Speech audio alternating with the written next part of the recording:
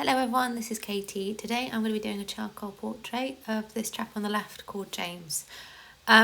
So today I'm going to be using the native brushes in Procreate, the charcoal brush set in Procreate. I've not really used these in the past. They're just not as good as the charcoal brush set I invested in. That said, they're still pretty darn good. So I'm starting off by laying down a ground. So ground is just kind of a neutral tone for the background that you can work into. I'm doing it on a separate layer, and I was using the carbon stick just to lay it down, and then just smudged it out a little bit as well to get kind of a soft grey background with a bit of texture. Then I'm coming in with the 6B compressed charcoal pencil and just really roughing out where everything is on James's face. So just getting an idea for the flow of what's going on.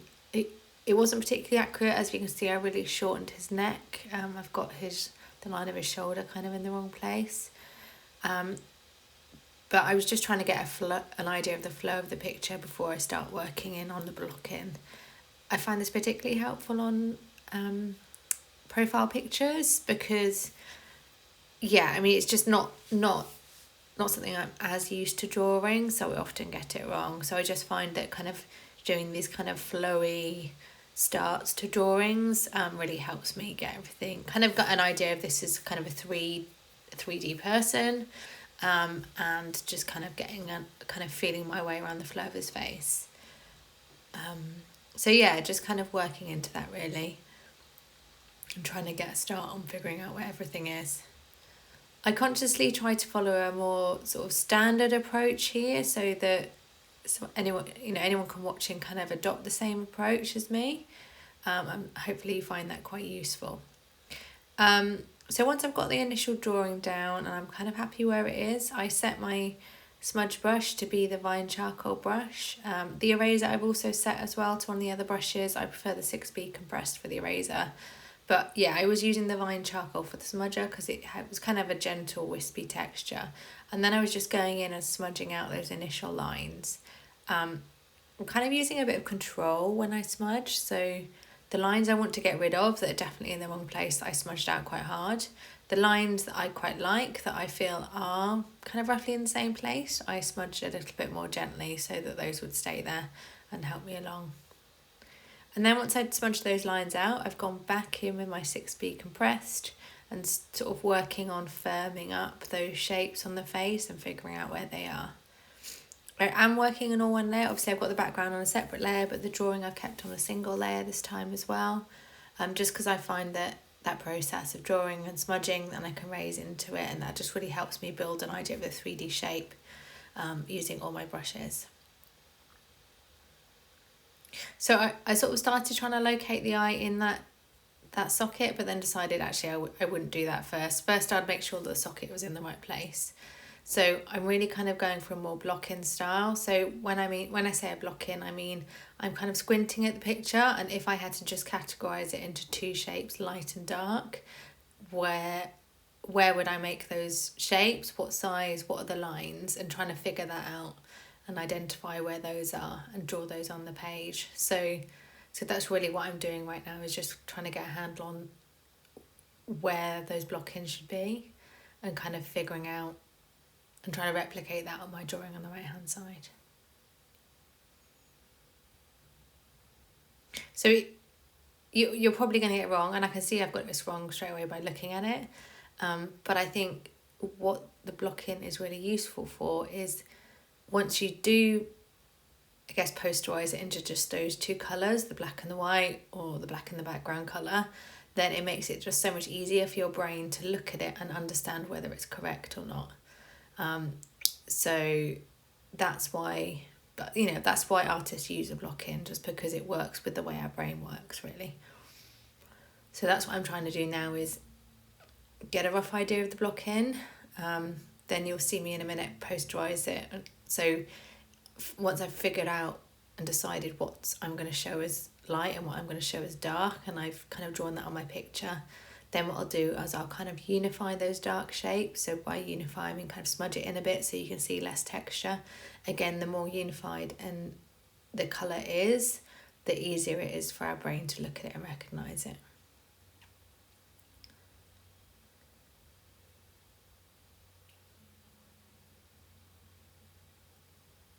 So here I was really looking on the left-hand side and then kind of flicking my eyes left and right to try and figure out what's not right. I mean, what I've done is, I think I've got the hairline on the right hand, on the right-hand side of his eye socket not quite right. So his face is a bit squashed width-wise, but I'm just trying to figure that out, I guess, and get the block in as accurate as I can get it. I will be overlaying the picture in a bit just to kind of double check the proportions, but I really want to get the block in as accurate as possible before I go in and check my measurements. There's no point in overlaying the picture when I know it's not right and I can identify what isn't right. I'd rather wait.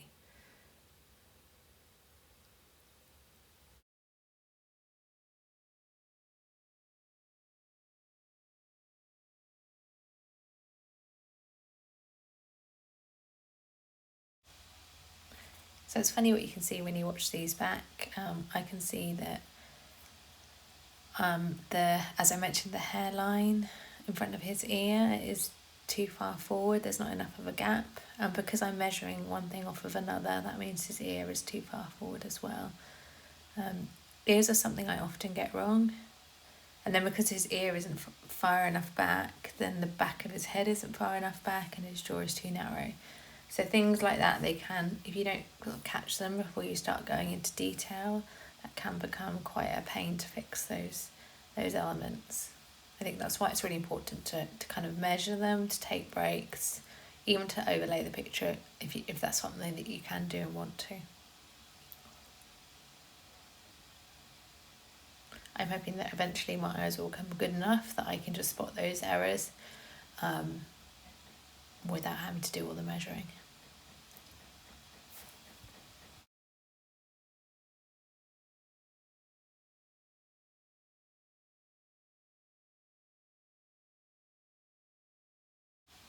So now I've got that posterized view, I've gone in and smudged the dark colour to unify it.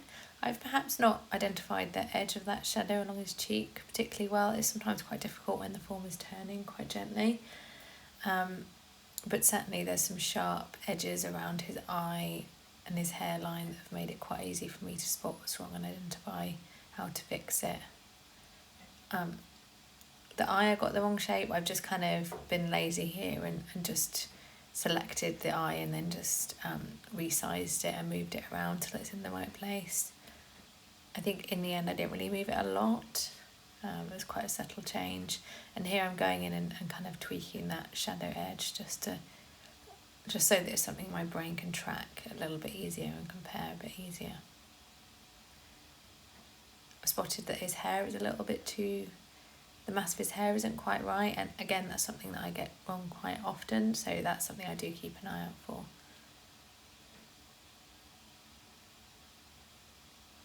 Other than that, when I was looking at it, I could still see that it wasn't quite right. To be honest, if I kept looking at it and kept measuring, I'm pretty sure I could have figured out what was wrong and fixed it, especially if I sort of took a little break.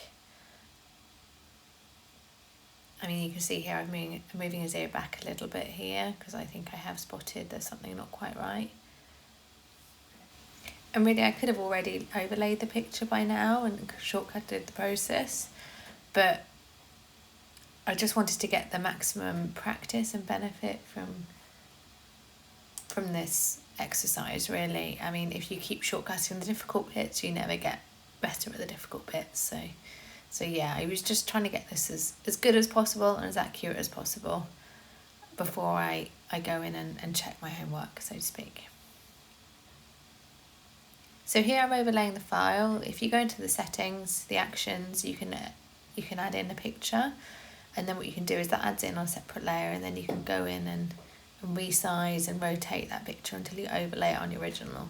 Obviously, the more accurate your original, the easier it is to do. And then once you've done that, you can then turn the opacity up and down so you can really see what's not quite right. And you can see here I'm pretty accurate actually. In moving that ear, I fixed it. I've got the shape of his head pretty good. Really, the only thing that's not quite right is his neck. neck, so I've kind of exaggerated that slender line of his neck. It could be something you just decide to leave in. Maybe you actually like the fact that the neck is quite slender. I decided in this case that actually I would fix it because it almost looked a little bit disproportional. So I did actually go in and fix that. But the rest, you know, it's close enough that once I go in and start working on it, I kind of should get something that's fairly accurate. I did duplicate that layer and kind of chuck it in a backup folder just so that if anything did go wrong, I've got that block in to refer back to at a future date. So now I'm just going in and refining my edges a little bit, refining that block in. The brushes are quite clumsy and I have smudged them, so I really wanted to go and work in and kind of really narrow down or dial in his profile and get it on point, especially where we're seeing those sharp areas of contrast.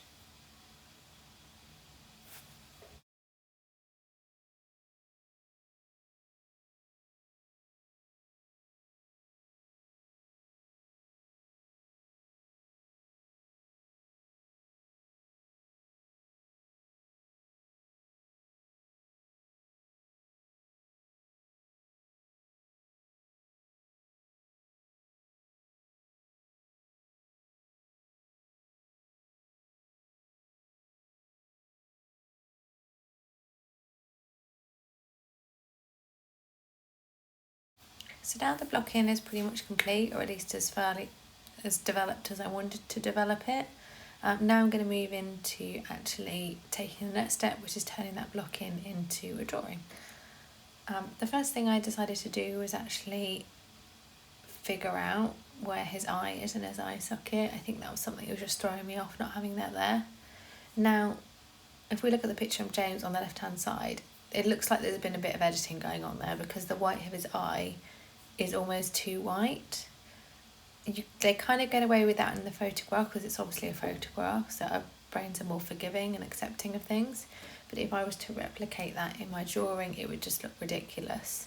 So I think sometimes this is the lesson that sometimes we shouldn't replicate the picture exactly. I think you need to and you need to develop this knowledge, you know, through time and practice. You know, some of those things that you don't want to replicate exactly that you're seeing in the photograph. And I've made the decision not to make I will lighten up the white of his eye a little bit, but it's certainly not going to be as white as it is in the photograph once I've finished. So I've switched over to the Willow charcoal brush now. It just had a bit of a softer texture to it than the compressed charcoal, and I'm using that just to kind of round off the form in his face and move, you know, figure out how you're going to get from the dark of the block-in to the white of the block-in.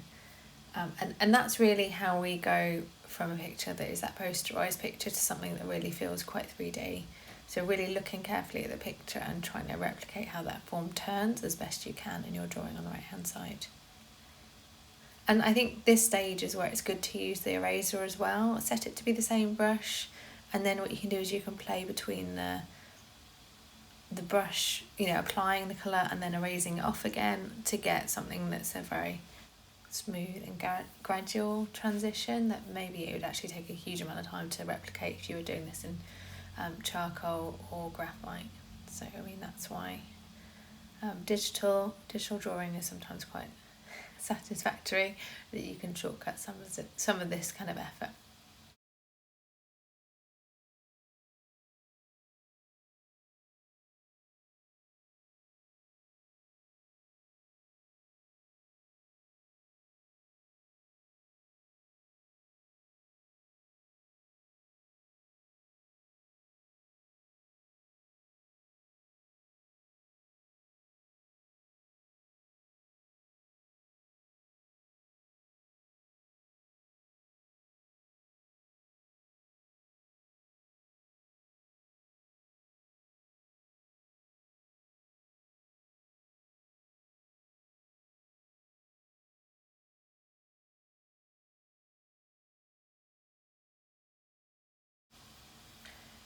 So at this stage I was sort of trying to figure out what I want to do with the hair.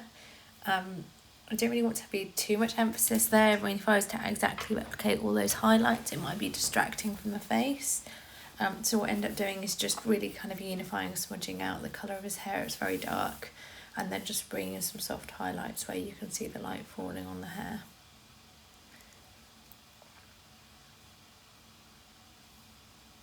I will bounce around a little bit, so I might work on one specific area, and then that almost resets my eyes. So when I do look at a different area, then I'll see other things that I want to go in and address.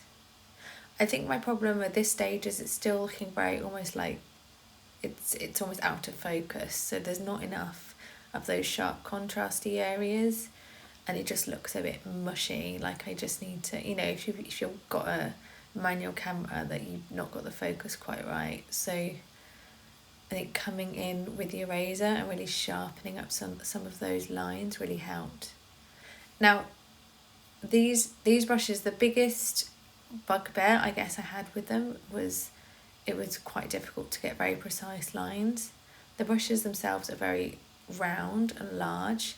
You can get a very sharp line if you draw with your pencil with it pointing exactly up, right? So you're literally pointing your pencil perpendicular to the iPad and drawing, with the very, very point of your pencil. You can get some pretty sharp lines without having to use the slider on the left-hand side, but it's not as dynamic as the Lane Draws charcoal set that I use, where as you pivot the pencil for that one, the thickness of the line does vary quite dynamically. So I was forced to almost replicate that by using the slider on the left hand side a lot, and I found that a little bit frustrating. The textures were quite, to get the variety of textures I wanted as well, I had to flip between a number of different pencils, but that wasn't too much of a problem. I felt like something that I could control quite happily, so that part of it was fine. I did like this technique of coming in with the eraser and sharpening of those lines. I did like it. I think it almost gives it a bit of a watercolour effect, which I really liked. And I was just developing that technique out of necessity because I was really struggling to get those precise lines with the normal pencils. But this worked pretty well and gives quite a cool technique.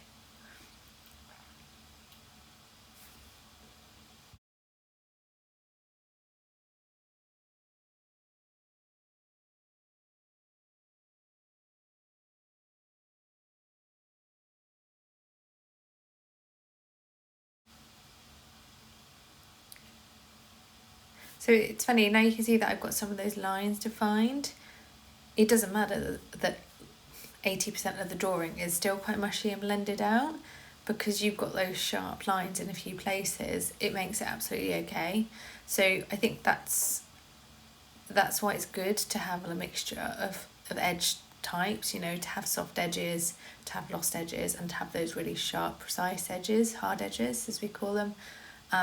And again, you don't really need hard edges to be many, so you only maybe need like 10 or 20% of edges to be hard, and that's just enough to make the picture pleasing. So I mean, don't overdo those hard edges. You really don't need them. You can use them very effectively and very small, use it sparingly rather than effectively to get the best effect.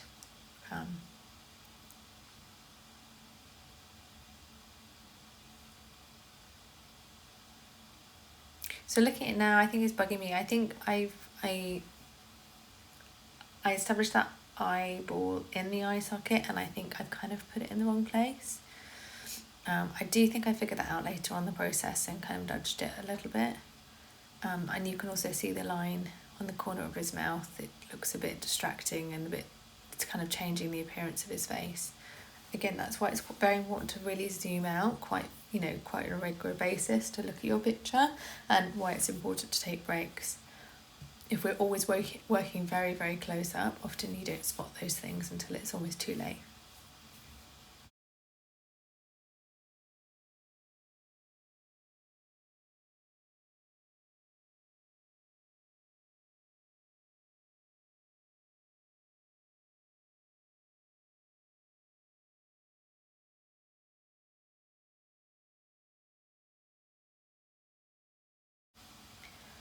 doing a little bit of work on his ear. Now again, this is where you're making decisions, so you can see the brightness, the light in his ear, it makes it look very, very bright. I mean, in some places as bright as the highlights on his face. I didn't really want to replicate in this drawing because I didn't want his ear to be a distraction. For me, the ear isn't the interesting bit of the picture, and if I was to add highlights in there, then it might distract from the rest of the face. So you'll see it more when I do come in with some stronger highlights, but I really didn't want to overemphasize the ear too much. So not too much contrast, not too many highlights really. But I mean, you still want it to look like an ear, so sometimes it's just a bit of a experiment to get it to that level where it's finished enough to look good, but not, you're not working on it so much that it looks a bit odd or draws attention away from the face.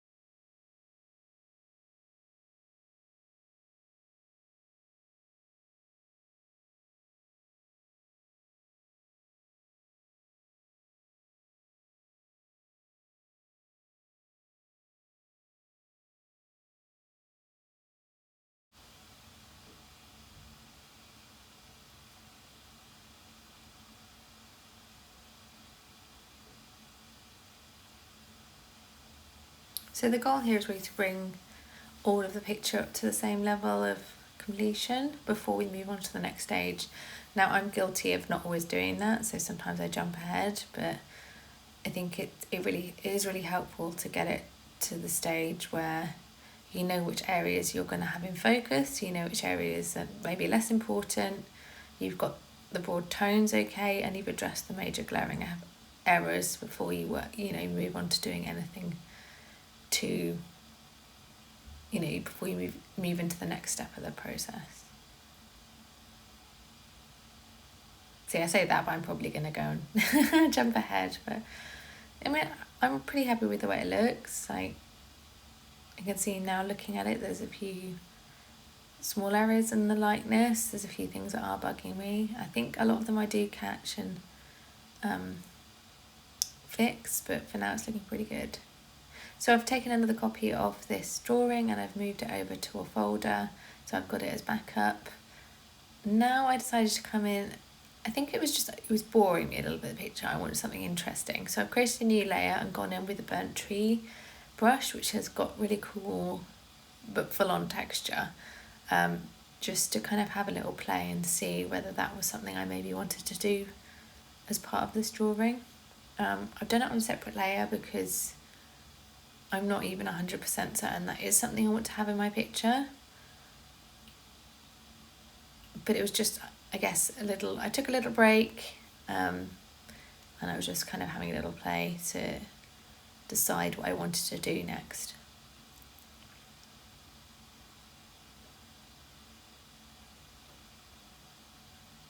So now I've picked out a white and I'm going with some highlights.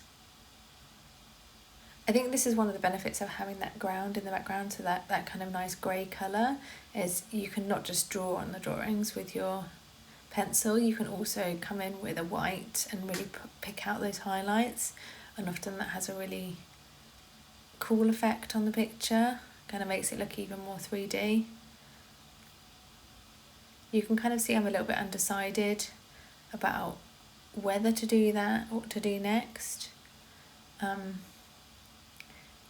I did spot that eye wasn't quite in the right place, so you can see I've come in with my liquify tool just to kind of bump that a little bit because it was really bugging me. I didn't really want to redraw the eye. I probably could have done, but I just wanted a little quick fix. This isn't an exercise I want to spend a long time on. it's important to make sure you liquefy the right layer. In this case, I had the drawing on, well, it was the drawing layer I moved around. I didn't bother merging the layers because the other layers just had the highlights and the accent dark colour that wasn't really on that area anyway, so it was absolutely fine to go in and just move the eye on that drawing layer. So again, coming in here with the white and adding in some softer highlights using the fine charcoal brush. Again, I'm trying to sort of round that form a little bit.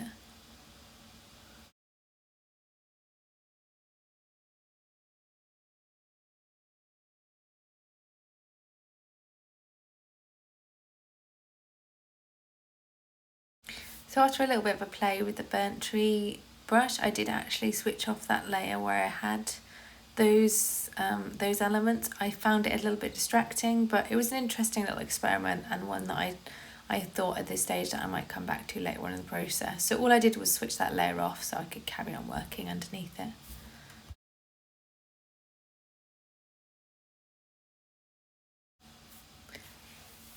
So I'm just noodling a little bit on the area around his jaw and his chin. I think you've got to be a bit careful there as well. It does look like it's quite a big highlight on his chin, but I think I don't know if that's just some editing they've done on the photo, but actually, you know, the chin is at the bottom of his face and it's sort of shadowed by the face above it, so I think it can be a bit misleading, and trying to make that highlight too bright on your picture looks a bit odd. So I'm just trying to kind of keep the right hierarchy of making sure the highlights are really at the top of his face where the light's coming down, and keeping the bottom of his face a bit darker.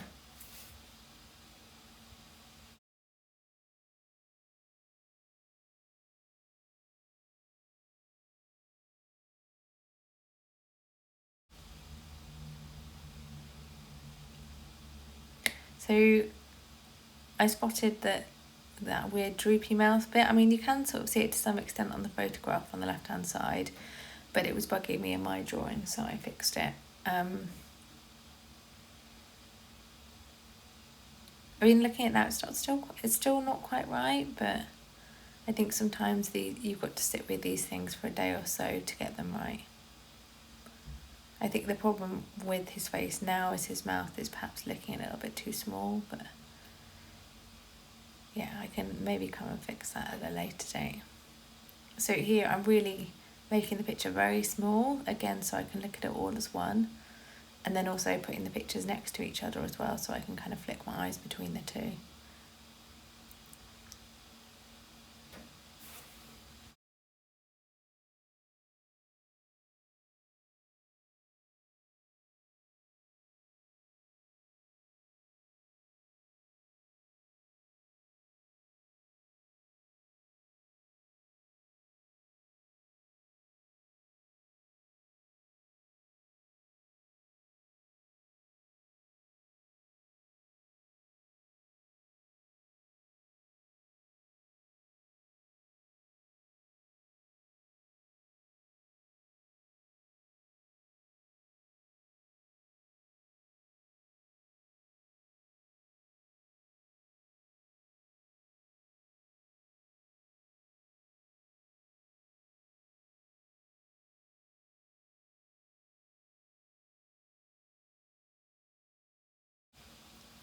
So now I'm really focusing on the colours in the face and trying to compare them to other colours. So like, you know, there's at the temple it's slightly darker than the areas around it, but that section is still lighter than a lot of other areas of the face. So, you know, if you over exaggerate those slight changes, then you end up with a face that's been over modelled. So what I'm doing now is going and fixing some of that over modelling.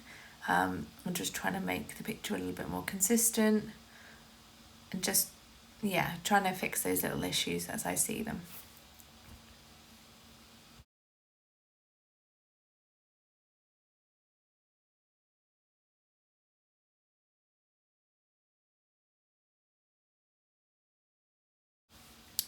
So here I've switched back on that layer that I worked on that I was using the burnt tree brush to bring in some of those cool accents. I reached a stage where the underdrawing, I just was finding it a little bit samey and boring. So by bringing in that burnt tree brush with some black and some white, it brought in some really kind of crisp highlights and sort of rough dark texture. So this is all about trying to make the picture a little bit more visually interesting. It's a lot of experimentation at this stage, I would say. So again, it's working on a separate layer, trying something, having a look at it. If it doesn't work, do it a little bit differently, erase or smudge into it, or just undo and do something else. So this is really all the fun bit, I guess, of Procreate, is experimenting and kind of coming up with new ideas of ways to handle things.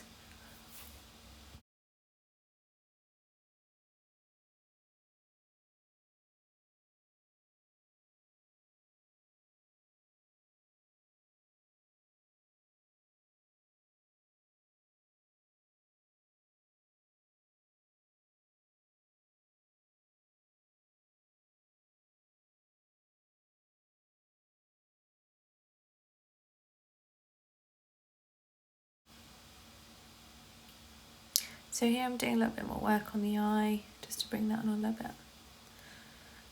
I'm kind of sort of started entering the territory where it's becoming a little bit too, maybe hyper real, is that the right word? Like the texture of the charcoal brushes is almost so much like the texture of his skin on the left hand side. It's looking maybe a little bit too much. The question is, what elements can I introduce to bring that back to a drawing or representation rather than some kind of photorealistic drawing in places. So yeah, I just went in with a smudge brush and smudging out some of those highlights, working on seeing if I can lose any more of those lines. Like for example, when I say lose lines, I mean under the dip under his bottom lip, where that rolls into the chin, I've actually lost a bit of the line there. So it's the very top of his chin, I've not joined it up with a bit under his lip. So there's little, and around his nose as well. So I've lost the line around the end of his nose. So stuff like that, I think, just makes the picture a bit more visually interesting. So I pretty much stopped here. I was kind of happy with where I got to. I think the picture is close enough that I'm happy with where it is. And hopefully this is a process that you guys can follow. I think my general feeling on the brushes is I did enjoy them, and I think they do achieve a really good result. What I would say is my Lame Draws brushes are still my favourite, but if you don't draw in charcoal very often and you don't want to invest $15 or $10 or however much it costs to buy those brushes, then I think the default brushes in Procreate are a really good bet. I hope you found this video useful. Have a go, let me know how you get on, and I'll speak to you all soon.